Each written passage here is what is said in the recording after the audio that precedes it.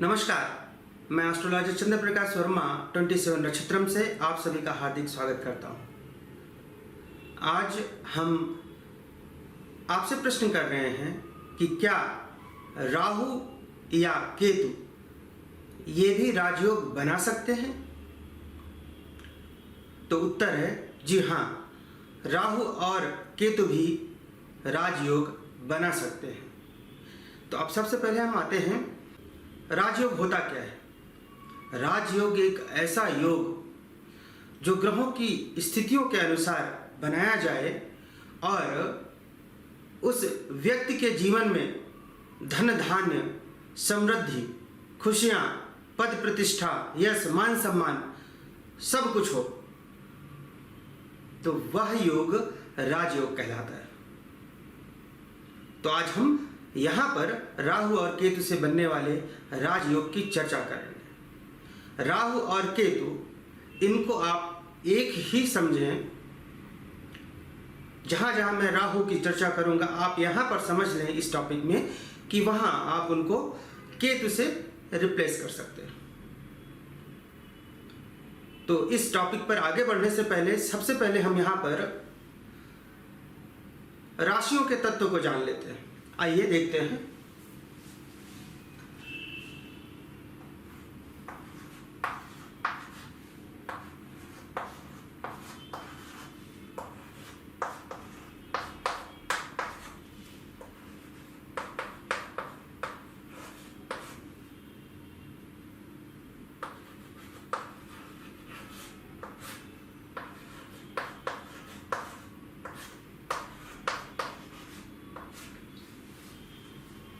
यहां पर आप देख रहे हैं, मैंने 4 तत्व लिखे हैं: अग्नि, पृथ्वी, वायु और जल।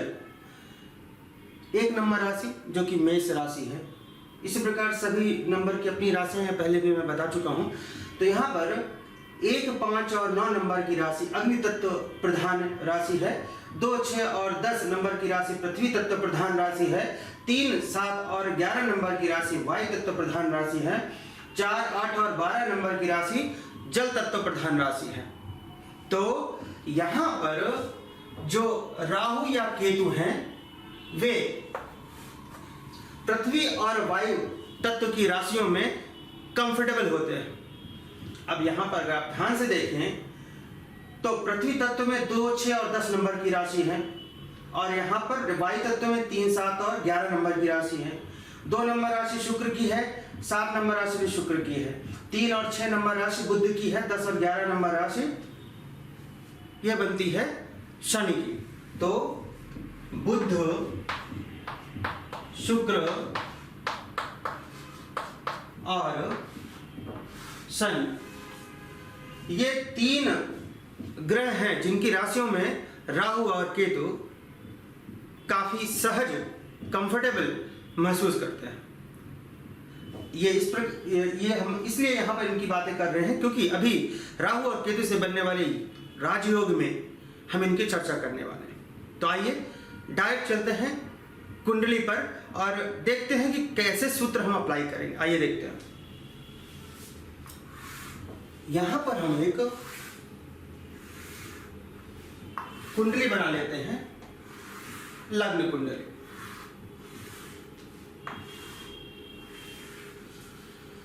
यहाँ पर हमने एक कुंडली के लिए ब्लॉक तैयार कर लिया है। उदाहरण के लिए हमने मान लिया कि चलिए कन्या लग्न की कुंडली है, 6 नंबर राशि लग्न में। तो 7, 8, 9, 10, 11, 12, 1, 2, 3, 4 और 5, इस प्रकार से सभी राशियों को हमने इन भावों में लिख दिया है। अब सूत्र क्या है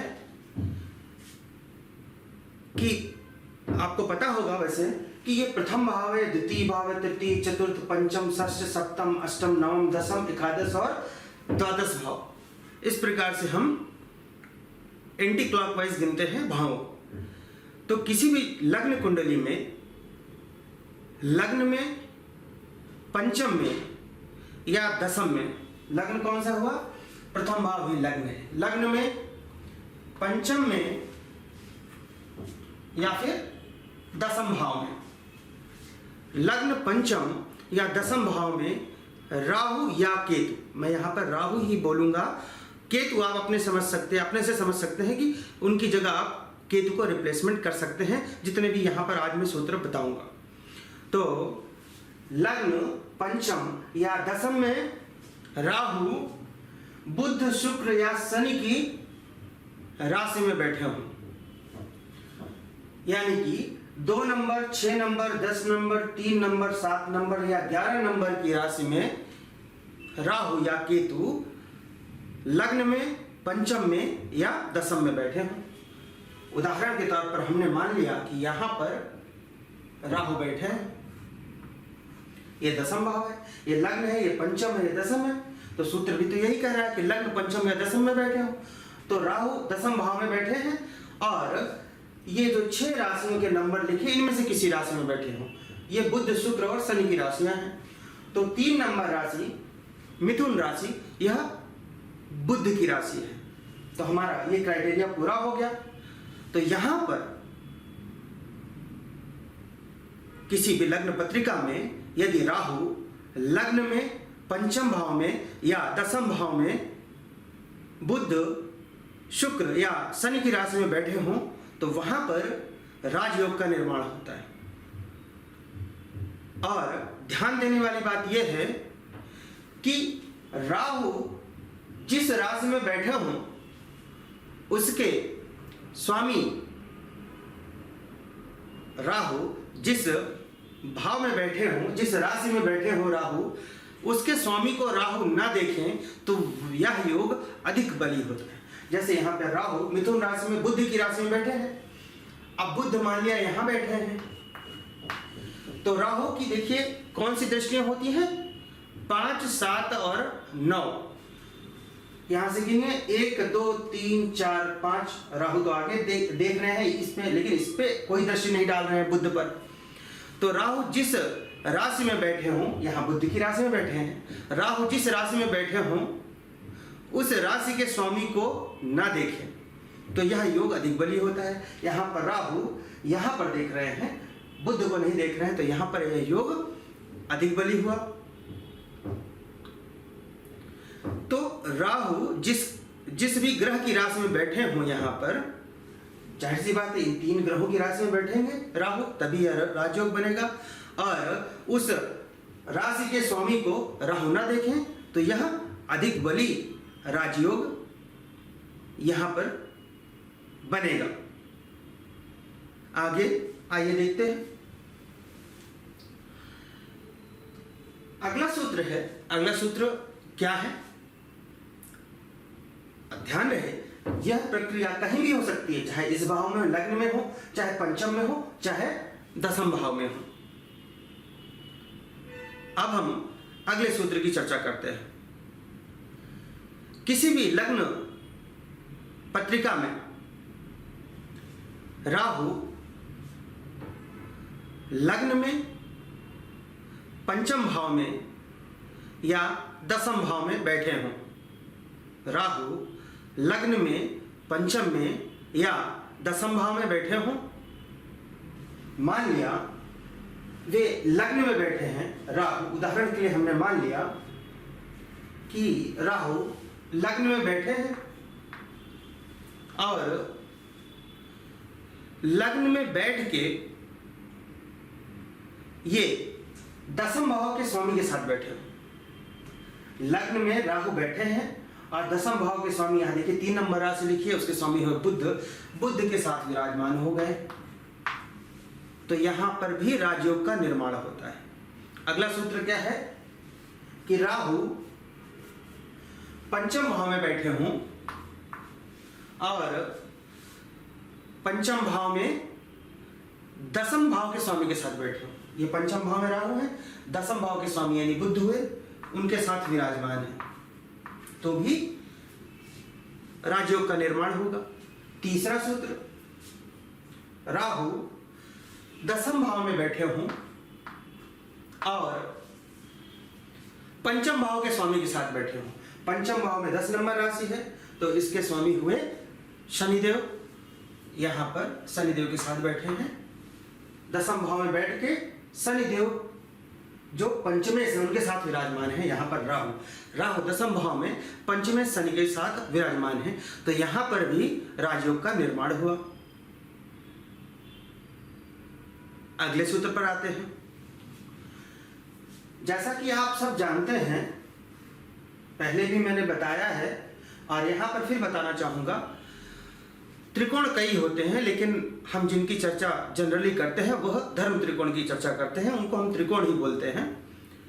त्रिकोण कौन से होते हैं? कुंडली में लग्न, पंचम भाव और नवम भाव, यह त्रिकोण कहलाता है। केंद्र कौन सा होता है?